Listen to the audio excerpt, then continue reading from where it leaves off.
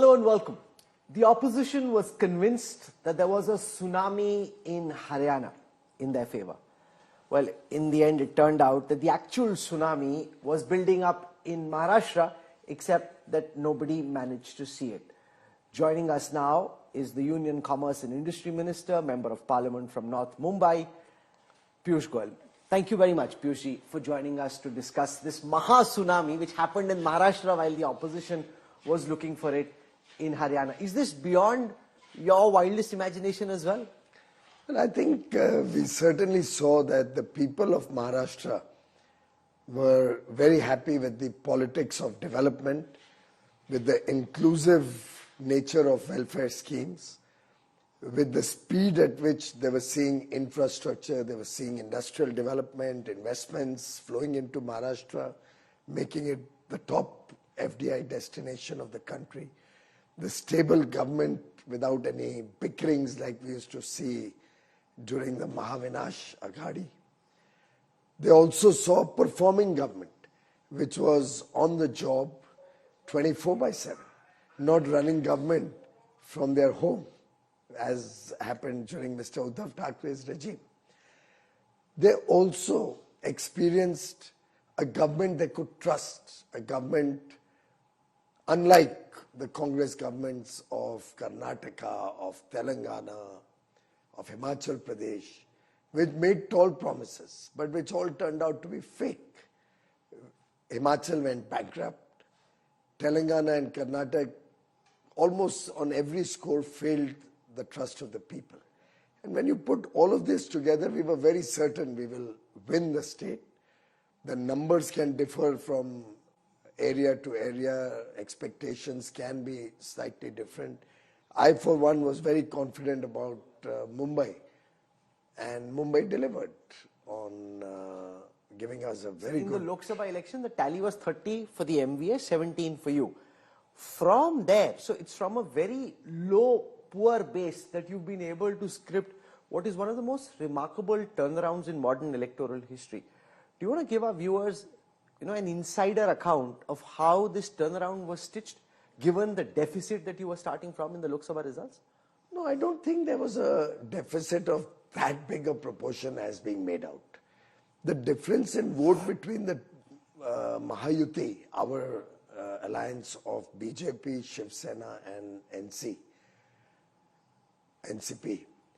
versus had only 0.3%, about 200,000 votes less than this Mahavinash Aghadi. A party which was cobbled together with no ideological moorings. This coalition had no connect. I mean, you imagine Uddhav Thackeray all his life as a part of the Shiv Sena stood for Hindutva, stood for the ideology that Balasaheb Thackeray had propagated. So much so that Balasaheb Thackeray had said, I'd rather wind up my party than ever align with the Congress.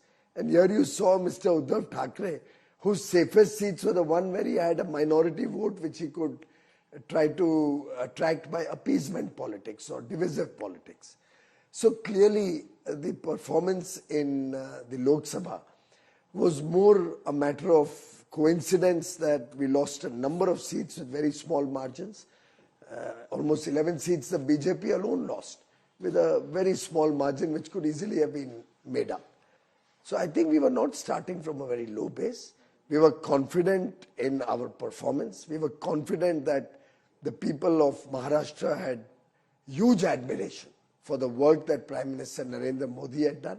And very clearly, this time around, I felt on the ground that people wanted to come out in large numbers to show their support for Prime Minister Modi, show their support for the Mahayuti, which had delivered on its promises. The big question now is, how is the next 5 years going to be different from the last 5? The last 5 had a lot of political uncertainty built into it because of the nature of the verdict. This time, you got a massive verdict, amongst the biggest verdicts in the last 4 decades.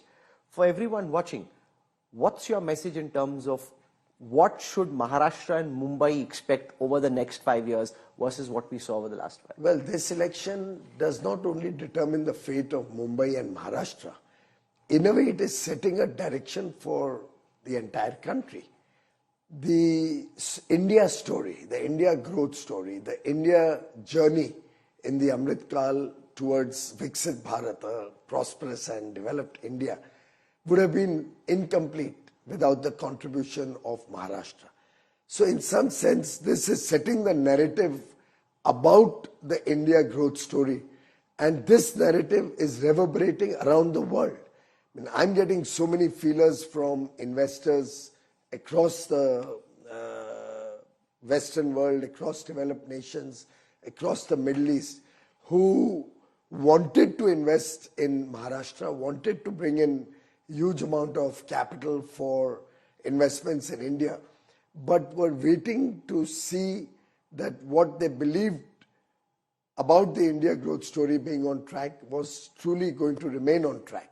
And therefore, Maharashtra as an engine of growth for the India growth story was very important. The opposition had a Maharashtra versus Gujarat agenda. They had an anti-India Inc., particularly anti-Adani agenda, anti-Dharavi agenda. Do you think the verdict settles some of those questions, or do you foresee those questions continue to haunt you? Fake narratives can only be sold once, can only be peddled once. And the people of Maharashtra realized that they had been taken in by a series of fake narratives that this Vinash Aghadi, who had already brought Maharashtra to a stage of almost standstill in terms of development. They realized that these fake narratives that they had peddled were truly were totally untrue and were condemnable, if you ask me. And they responded with this big verdict only to demonstrate both their affection and confidence in Prime Minister Narendra Modi, their confidence that the double-engine government at the center and the Mahayuti in the state have done good work in the first 5 years when Devendra Fadnavis was CM, the last 2.5 years when Mr. Shinde was CM with Fadnavis ji and Ajit Pawar ji as deputy CMs. They could sense the palpable excitement in the state, the number of development projects taking wings, and that confidence they did not want to miss out on. Is it now inevitable that Devendra Fadnavis becomes Chief Minister of Maharashtra, given that you got 132 with a strike rate of almost 90%? I don't see how the BJP cadre would It's not almost 90%, it's actually 90, because we had given 4 seats to our friendly allies, all of whom won. So out of the 152 we contested, we are almost 135, 136. So I think it's a phenomenal performance. And I must compliment the people of Maharashtra for choosing wisely, for choosing the leadership of Prime Minister Modi, the leadership of Home Minister Amit Shah ji, Devendra Fadnavis ji. The decision about the Chief Minister will of course be taken in consultation by all the 3 What's partners. your personal take? Well, we will wait and watch what is decided by the leaders. But is it kind of inevitable that now the BJP has its own chief minister? 132 seats, there's really no reason for anybody else to be chief minister. Let us wait and watch what the 3 leaders decide as they select amongst themselves who would be best suited to be the chief minister. Are we seeing a deliberate effort in Haryana and now in Maharashtra and Jharkhand on the part of the BJP central team to not put Prime Minister Modi as front and center of the campaign as he was in the last 5 years during an assembly elections? He's still actively campaigning for you, but there seems to be a subtle change in strategy when it is not so much riding alone on his shoulders. I don't think that is at all factual. Prime Minister Narendra Modi is not only the most popular leader in India, but he is the world's most popular leader today. And we are indeed grateful for his leadership, which has propelled India into a new trajectory of growth and development. So I would think that he has always been up there, in the forefront of every election we have fought. I don't know where you got this perception, but it's entirely not correct. He has been a part of every election forcefully, campaigned vigorously for the NDA and the BJP. Why you are feeling this way, one reason could be that he had to go for the G20 at Brussels. And in a way, this itself was quite a historic trip. I must share with your viewers and pay my greatest compliments to Prime Minister Narendra Modi, because my office tried to do a lot of research. We did not find a comparable instance in history where a leader on one trip has been recognized with the highest civilian honor by 4 countries in fact, one trip. From what I heard from those who were in Brazil, there was a big difference between the way Brazil organized the G20 and the way India organized the G20. I mean, even the scale, scope, ambition was not comparable, and that was felt by all the G20 Sherpas and the leaders who were there. Well, what India offered during the G20 was a unique experience which no other G20 anywhere in the world has either done in the past or can in the future organize. As they say, na bhuto na bhavishya. It was truly phenomenal. Prime Minister Narendra Modi was very actively involved in the curation of the entire G20 meetings. And in a way, it was a great opportunity for India to demonstrate the new India, the changing India, the aspirational India, the transforming India. And the world stood up and took note that this is not the India that we usually read about or we thought of India as. I think it was a great opportunity which we leveraged to show the world the new India, which is going to, in the years to come, grow at a speed to take development and prosperity to the last man at the bottom. One of the sub-narratives in this election was, who's the Gaddar? Whether it was the Eknath Shinde Sena that was the Gaddar, who betrayed whom. You know, the electoral arithmetic is now before us. Well, it's not about arithmetic, Rahul. It's very clear. I mean, look at all the 3 results. 2014, the mandate was for Prime Minister Narendra Modi and the Mahayuti. 2014, even though they were with us in the Lok Sabha, they chose not to partner us in the assembly. And we got 122 seats, the BJP fighting alone against everybody.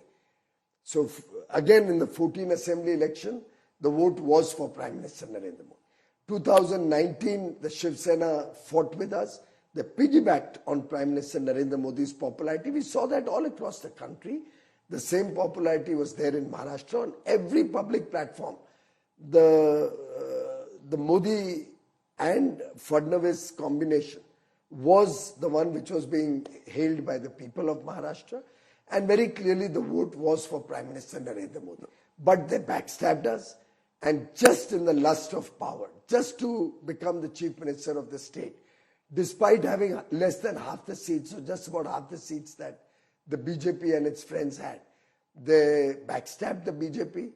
As I said, it was a very treacherous act to forego the entire philosophy and ideology of Balasaheb Thackeray and Shiv Sena, and also on the part of the Congress and Sharad Pawar to accept Mr. Uddhav Thackeray and the Shiv Sena into their fold. No, so my question is, it was treachery at its worst. Is there an open offer from the BJP to those MLAs who were elected on a UBT ticket to come and join them? How do you see the future of the Uddhav Balasaheb Thackeray Sena? Will it continue as a party, or will you try and take the MLAs into your fold? Well, I don't think we need to be worried about the few MLAs that have got elected on the Uddhav Thackeray or the Sharad Pawar bandwagon.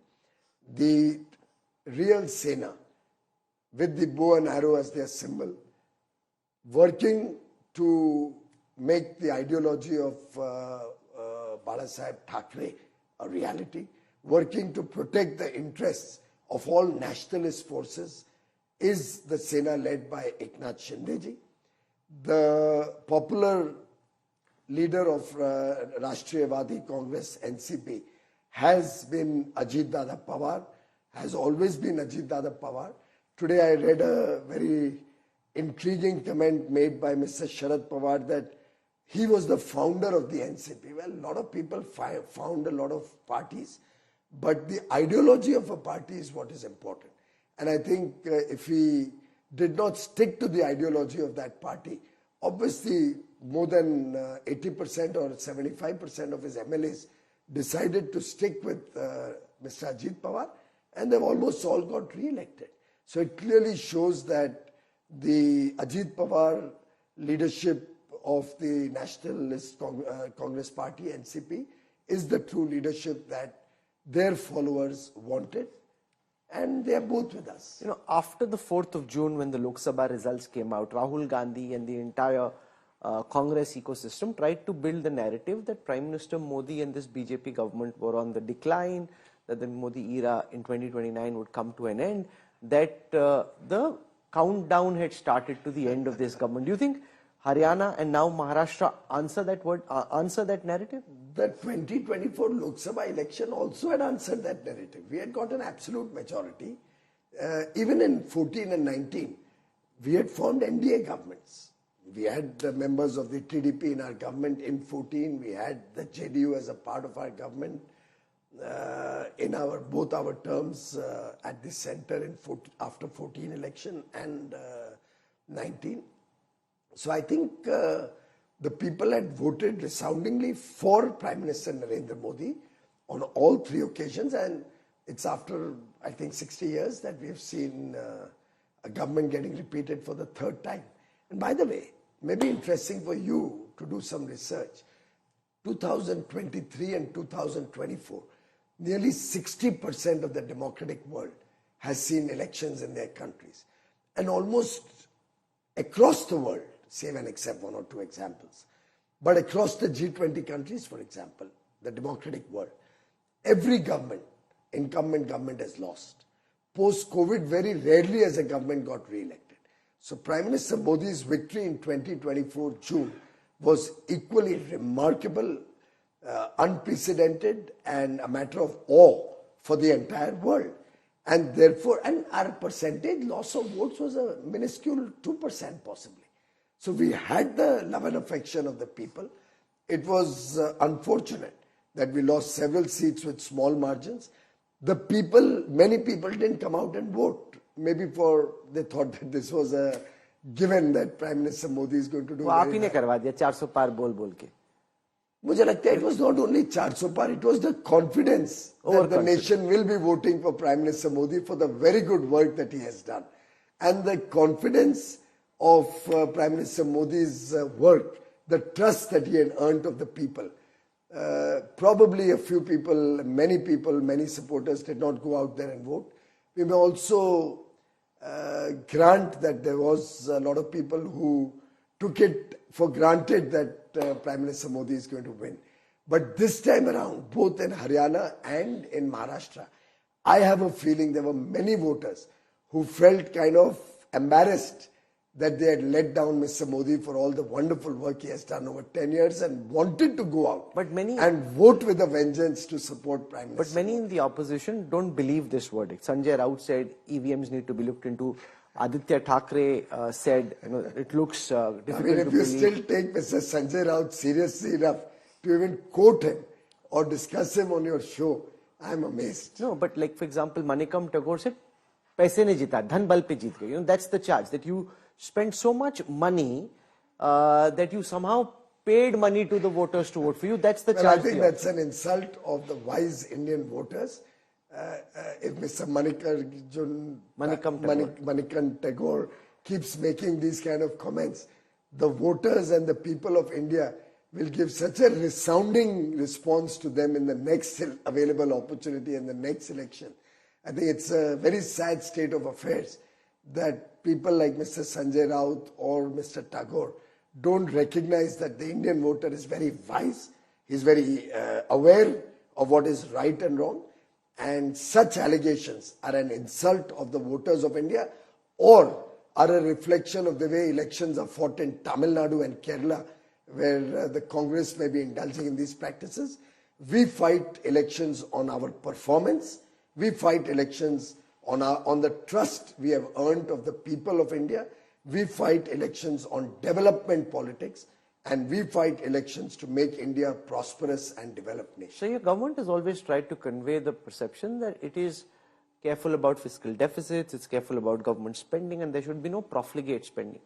Now my concern is when the Ladki Behan Yojana in Maharashtra plays the kind of role it did in helping you win, and in Jharkhand the Mayam Yojana plays the role that it did, then this kind of becomes the default for all state governments. And with such a large percentage of state finances being used for this kind of a welfare scheme, which is essentially a direct benefit transfer, it takes money away from infrastructure, public works, development, and will now become the default everywhere.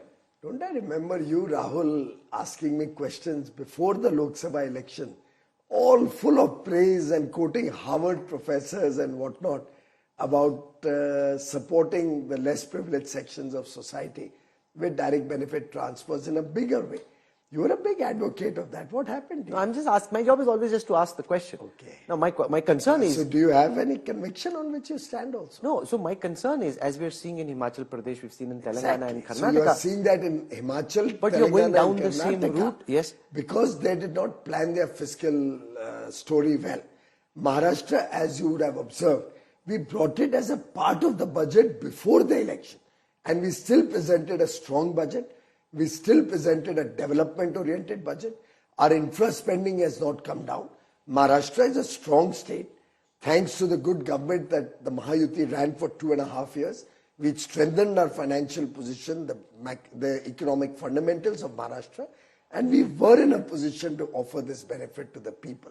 So every scheme that we have brought in the budget, whether it's for women, whether it's for the senior citizens, whether it's for the youth, whether it's towards skill development, all our various initiatives are simultaneously being offered along with development. Question. Our infrastructure story has not been compromised at all. Given where India is in its economic journey, are we already allocating too much for welfare rather than, like China did in some other countries, just focus on building public works and infrastructure?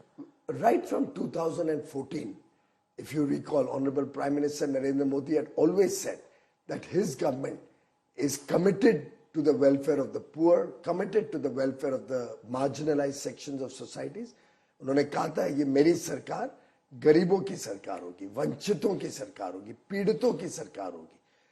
All those people who have been left behind in this growth story have to be brought up so that they also can become aspirational, they also can look for the good quality of life and the better things of life. And I think Prime Minister Narendra Modi has balanced development and welfare so beautifully and so seamlessly through his 10 years in government. So after all, we built 12 crore toilets to give dignity to our sisters and daughters. After all, we took electricity to every home. We took cooking gas connection to every home. We built 4 crore free homes for the poor, another 3 crore being built in the next 5 years. We have taken Ayushman Bharat healthcare to 55 crore. Another 12 crores or so will get it through the 70 years plus which we have added now. We are taking clean water to every home, Nal Se Jal through the Jal Jeevan mission. All of these are necessary to build up or take the level, the quality of life of the less privileged sections of society. So ours is a very balanced developmental agenda, both on infrastructure, on economic development, industrial development, and welfare. If you could weave magic in Maharashtra, what failed you in Jharkhand? Why did Jharkhand go towards the India alliance in this massive way? Well, there could be a variety of reasons. What's your interpretation? I have not studied the Jharkhand story much. I've been focused on Maharashtra. My entire journey of the last few months have been focused in the Maharashtra. Both during the Lok Sabha, I was a candidate. After that, I've been working both extensively in my ministry and in the Maharashtra politics. Because the sense that is conveyed is this whole idea of infiltrators, etc., potentially created a tribal consolidation and also the incarceration of Hemant Soren, putting him in jail. It would be inappropriate for me to comment because I don't know much about what happened there. But I can only say that we stand by our principles. We stand for nationalism, we stand for patriotism, and anybody who is trying to encourage infiltrators into the country, this government will condemn it, this government will never tolerate it, and this government will never allow it. The Parliament winter session starts Monday. Are you concerned that given that Rahul Gandhi is looking to target the government over the charges against the Adani group, that this session could be a washout? How are you intending to deal with the opposition? Well, also? we believe in running the House for productive discussion, debate, outcomes. We have a number of important government businesses to be conducted, number of legislations to be passed. And I do appeal and wish all members of parliament will participate in the maintaining the highest traditions of our democracy. Tomorrow, in fact, we are celebrating, a day after tomorrow on 26th, we are celebrating 75 years of the Constitution of India, 26th November. And I think it would be very, very unfortunate if the Congress, typical as it has done in the past, lands up shooting themselves in their own foot by disrupting the proceedings of Parliament and not allowing for a healthy debate and discussion. How do you look at the bribery charges, and what's your government's response to the opposition's demand for an investigation? The law will take its own course. I'm not aware of the facts of the case. Now, the next big election is Delhi. And Delhi is the BJP ki kamzor kadi. Your state unit here somehow, I know that Arvind Kejriwal gets under the skin of the BJP top brass, but you can't hara him. Do you think Maharashtra gives you some extra mojo going into Delhi? Let me assure you, nobody gets under the skin of this government. This government has enough and more capacity to take every victory and every defeat with maturity. We never either get deterred from our goal to make India a powerful, developed, a prosperous nation, nor do we get hassled by one victory, or we get overconfident with one victory or despondent with one defeat. In the past, we may not have won Delhi, but this time around, I can see the palpable change on the ground. And the people of Delhi have seen through the massive corruption and the misgovernance of Mr. Arvind Kejriwal and his government. I think Sheesh Mahal type misuse of government resources, all those fake stories that he gave of being a very humble man, of living a very simple and humble life, are all shattered in the people's mind. This is another story waiting to unfold, similar to Maharashtra, where fake narratives and fake promises are now understood by the people of Delhi, who I believe are now poised and ready to give a befitting defeat to the Aam Aadmi Party. You're already seeing people scooting from the Aam Aadmi Party. One of their ministers, Kailash Gehlot. Mr. Kailash Gehlot, just left the government, resigned from the government, and decided that enough was enough, and he could not be a part of such a corrupt government.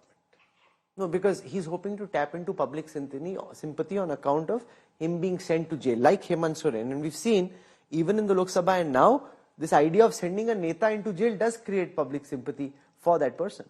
Well, I don't think that is necessarily true. For that matter, if somebody does wrong, the people of India expect the government to take action. And for all the actions that we have seen in Delhi, for the huge corruption in the liquor scam, for the way liquor vends or liquor dealers were allowed to make stupendous profits, the trail of bribery, which points straight at the Aam Aadmi Party and its leadership led by the Chief Minister, are before the people of Delhi, and I'm sure they will choose wisely. What's most important for the government in this winter session of Parliament? Do you think the Waqf bill will go through? Because in the committees we're seeing the opposition say, "Achhe se baat nahi hui, consensus nahi bana." Will you use the Maharashtra momentum to push some of your key ideological agendas through? Well, standing committees are expected to deliberate on bills. Not necessarily they have to agree on everything that the government proposes. They are free to express their dissent. They are free to debate in Parliament, whatever are their views about the Waqf bill. But the Waqf Act never had a place in the Constitution of India. This is the appeasement politics and the divisive politics of the Congress over the last 77 years that we are seeing. And the people of India are truly fed up of this appeasement politics. They want that all of this minority appeasement towards just one community for votes should stop, and they want that the misuse of the Waqf Act, which we are seeing, for example, as the Honorable Prime Minister mentioned yesterday, just before the 2014 election, all sorts of properties were sought to be categorized as Waqf property.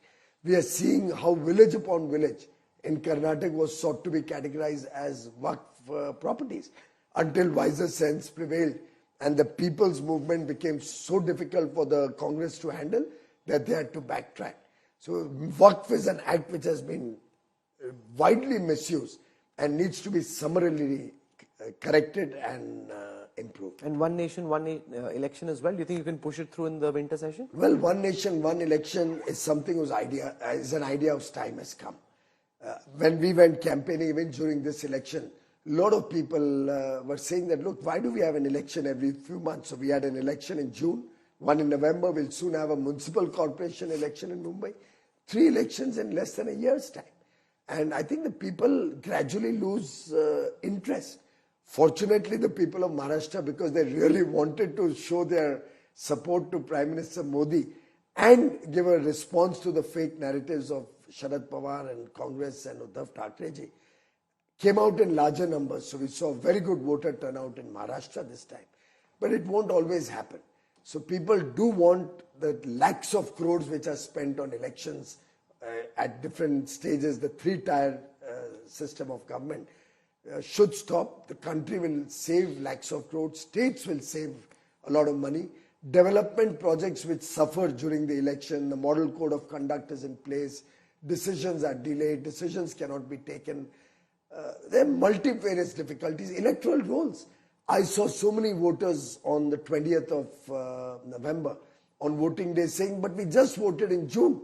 Our names are missing in the current electoral list. So electoral lists are made and remade and will again be remade for the corporation election. I think this is all a huge waste of manpower, waste of time, waste of money. All the staff which is engaged in poll duty might just as well do 3 votes at the same time, the Panchayat, the Assembly and the Lok Sabha. Minister Goyal, thank you very much for joining us. Congratulations once again on a big victory. We'll see what happens in the Parliament session and then what happens in Delhi. Thank you so much for your time. Thank you, Rahul. Thank Lovely you. talking to you. Thank you very much.